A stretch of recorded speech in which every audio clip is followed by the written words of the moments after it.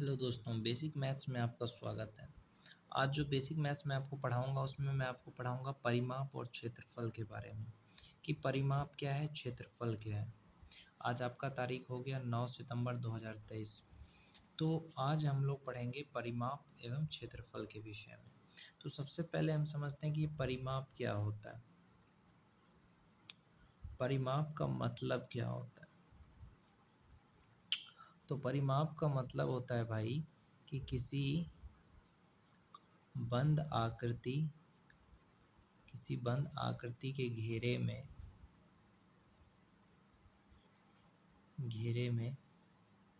की माप ही उस आकृति का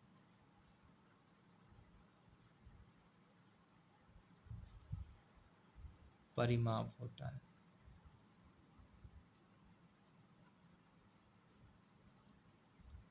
किसी बंद आकृति के घेरे के माप ही उस आकृति का परिमाप होता है। जैसे कि ये त्रिभुज है, इसका परिमाप हो गया, ये पूरा जोड़ देंगे वो। ठीक है भाई, थोड़ा सा फैन चल रहा था इसलिए। किसी बंद आकृति के घेरे की माप ही उस आकृति का परिमाप है। ये जैसे वर्ग है, ये आयत है, सबका अगर जोड़ दोगे तो परिमाप निकल जाएगा। जैसे कि अगर मैं बोलूं कि एक जैसे कि यहाँ पे एक वर्गाकार आयताकार है, कोई आयताकार खेत है। अब इसमें ये है ये एक टेबल मान लेते हैं, ए बी सी और डी, ये टेबल है। क्या याद रखो, टेबल है ये। ठीक है, तो ये टेबल का है ए बी सी डी। अब ये यहाँ से यहाँ तक, ए से बी तक जो इसकी चौड़ाई है वो 25 सेंटीमीटर है। बी से सी तक जो इसकी लंबाई है वो 20 सेंटीमीटर है। ये भी 25 सेंटीमीटर है और ये 20 सेंटीमीटर है। तो अब मैं आपसे पूछना चाहता हूँ कि इसका परिमाप क्या है। तो परिमाप क्या कहते हैं कि सबको जोड़ना, A P plus B C plus C D plus D ए।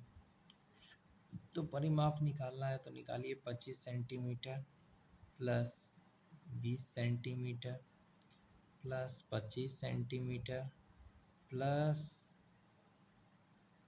क्या है 20 सेंटीमीटर। अब चारों को अगर जोड़ दिया जाए तो कितना होगा, 90 सेंटीमीटर।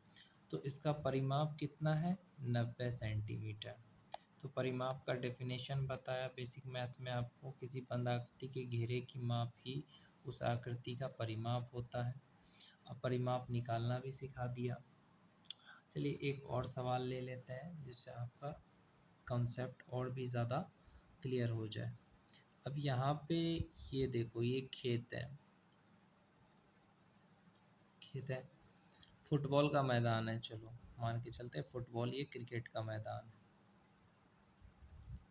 ये एक फुटबॉल का मैदान है।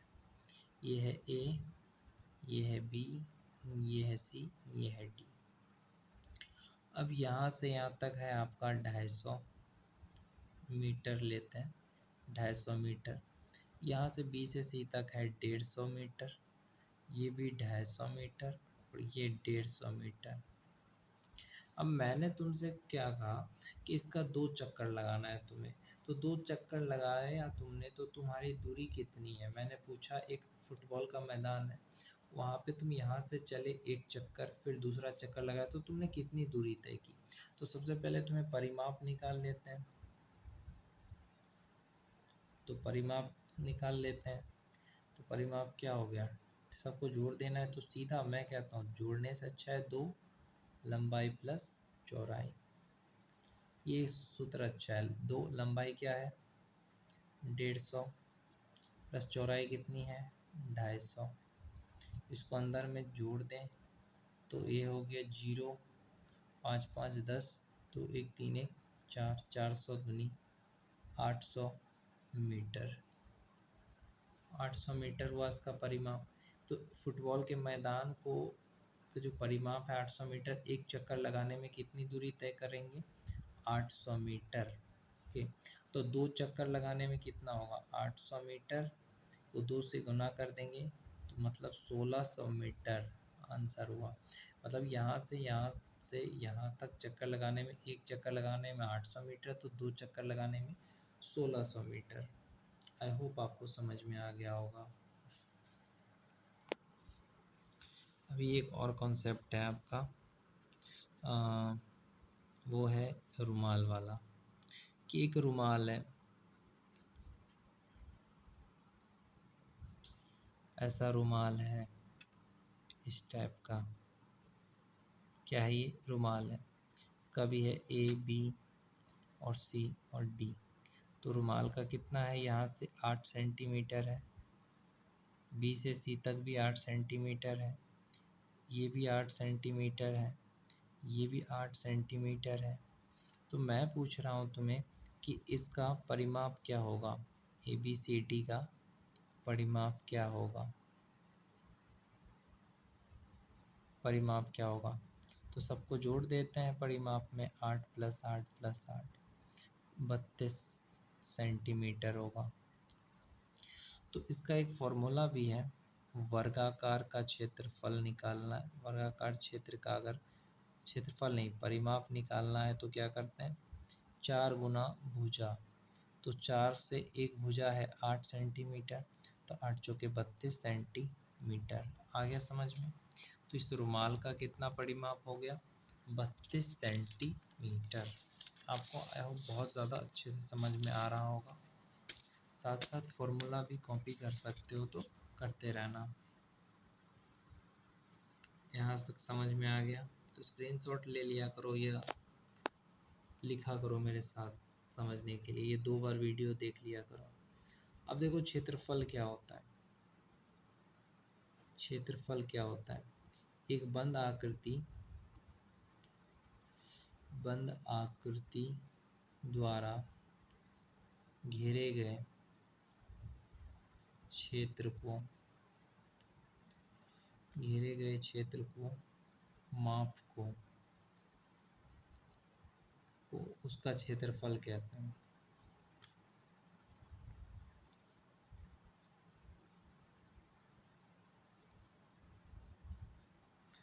मतलब एक बंद आकृति द्वारा घेरे गए जो क्षेत्र है उसका माप को क्या कहते हैं? क्षेत्रफल कहते हैं। तो आयत का क्षेत्रफल का फॉर्मूला क्या होता है?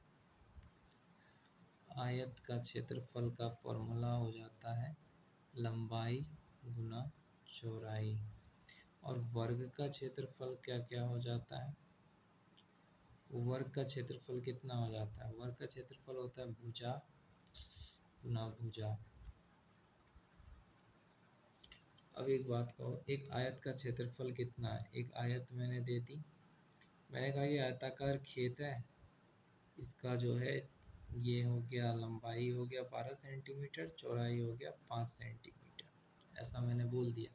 अब मैंने तुमसे पूछा कि आयत का क्षेत्रफल निकालो, तो तुम आयत का क्षेत्रफल निकालोगे तो उसका फॉर्मूला बिठा दोगे, तो हो जाएगा लंबाई गुना चौड़ाई, तो वो हो जाएगा तुम्हारा 12 सेंटीमीटर इंटू 5 सेंटीमीटर, 60 सेंटीमीटर हो गया। 60 सेंटीमीटर स्क्वायर होगा, तो इसी को लिख सकते हैं 60 वर्ग सेंटीमीटर। लिख सकते हैं कि नहीं लिख सकते हैं? लिख सकते हैं, अवश्य लिख सकते हैं। अगर मैं एक और सवाल बताता हूँ तुमको, एक और सवाल ले लेते हैं। जैसे कि तुम्हारा ये एक वर्ग है, क्या है ये? वर्ग है। अब वर्ग है, इसमें तुम्हारा लंबाई मैंने दे दी तुम्हें 1 मीटर 25 सेंटीमीटर लंबाई बता दी है मैंने। ये है ए बी सी डी। तो मैंने बोला कि तुम्हें लंबाई पता है एक भुजा की, तो वो क्या है? 1 मीटर 25 सेंटीमीटर। अब यहाँ पे मीटर को सेंटीमीटर में बदलेंगे तो क्या करेंगे? 100 से गुना करेंगे तो 100 सेंटीमीटर। यहाँ पहले 25 सेंटीमीटर था, तो ये हो गया 125 सेंटीमीटर एक भुजा। तो मैंने कहा ना, वर्ग का क्षेत्रफल क्या होता है? भुजा गुना भुजा। तो एक भुजा अगर आपको पता है तो दूसरा भुजा से उसको गुना कर दो, तो 125 सेंटीमीटर इंटू 125 सेंटीमीटर जो आंसर आएगा वही आपका आंसर होगा। मैंने पहले से ही कर लिया है, कैलकुलेटर पे कर रहा हूँ, तो मेरा आंसर आ रहा है 15,625 वर्ग सेंटीमीटर। आप चाहो तो कंप्यूटर के कैलकुलेटर पे या मोबाइल पे कर सकते हो गुना। बेसिक कॉन्सेप्ट में एक और चीज़ भी है, आयतन समझना होगा। आयतन क्या है? तो किसी वस्तु द्वारा घेरी गई जगह उसका क्या कहलाता है? उसका आयतन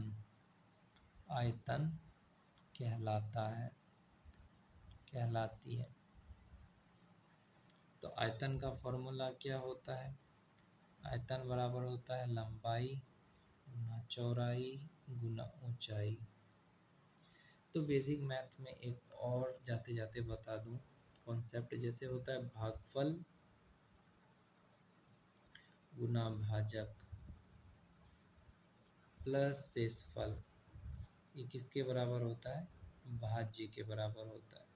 एक सवाल जैसे कि है 978 है, उसको मैं जब 7 से भागा देना है, तो इसमें मैं बताता हूँ तुम्हें ये क्या है, ये चीज़ क्या है? भाज्य है।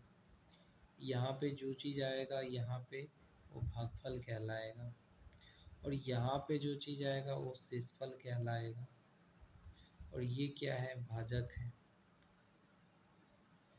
तो ये भाजक है, ये भाज्य है, ये भागफल है, ये शेष है। तो भागफल को इसको गुना करके इससे जोड़ दोगे तो ये आएगा।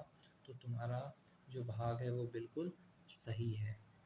और वीडियो पसंद आया तो लाइक करो, शेयर करो।